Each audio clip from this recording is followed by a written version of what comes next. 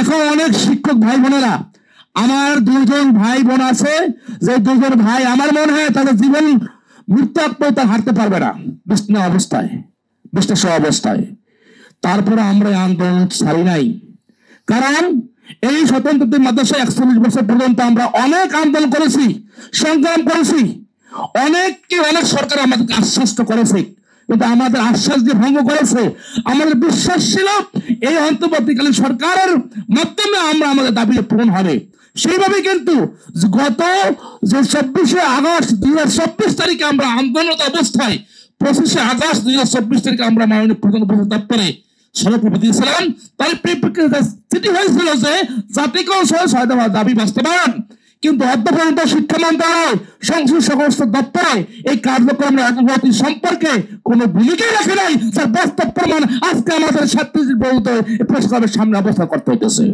প্রিয় সাংবাদিক ভাইরা, আমাদের সর্বোচ্চ অভিভাবক শিক্ষা মন্ত্রণালয় সম্মানিত শিক্ষা উপদেষ্টা মহোদয়, তার সাথে আমরা মিটিং করেছি। আমরা বলেছি আপনি আমাদের সম্ভব আসছে না, আর রাষ্ট্রের সর্বোচ্চ অভিভাবক মাননীয় প্রধান উপদেষ্টার সাথে আমাদের সাক্ষাৎ করা, কথা বলার। আপনি আমাদের অভিভাবক, আপনি আমাদের পক্ষ, তাকে আমাদের যৌক্তিক দাবিগুলো বুঝিয়ে তোলেন, তার সামনে উপস্থাপন করেন। কিন্তু বড় দুঃখের বিষয়, তিনি করছেন কি করছেন না আমাদের পরবর্তী কোনো আলোচনায় আমরা পাই নাই।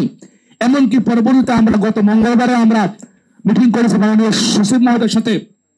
তিনি বলেছেন মাননীয় শিক্ষা উপদেষ্টা মহোদয়ের সাথে দেশে আসলে আমরা একটা বৈঠকের ব্যবস্থা করে দেবো, আপনাদের সাথে বৈঠক করে আমরা সিদ্ধান্ত আসবো।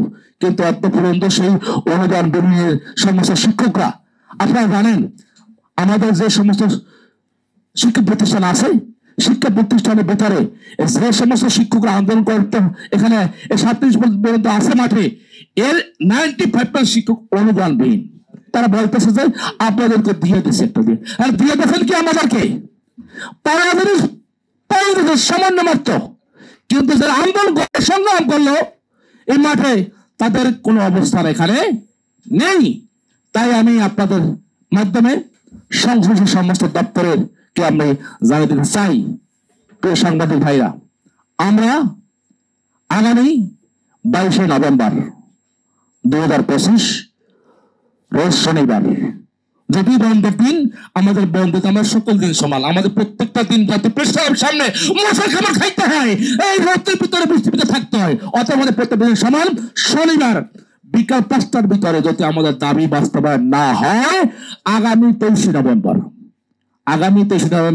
রোজ রবিবার আমাদের প্রেস ক্লাব থেকে, অবস্থান ধর্মঘট থেকে শিক্ষকদেরকে নিয়ে আমরা লং মার্চ টু শিক্ষা মন্ত্রণালয় আমরা ঘোষণা করতে বাধ্য হয়েছি।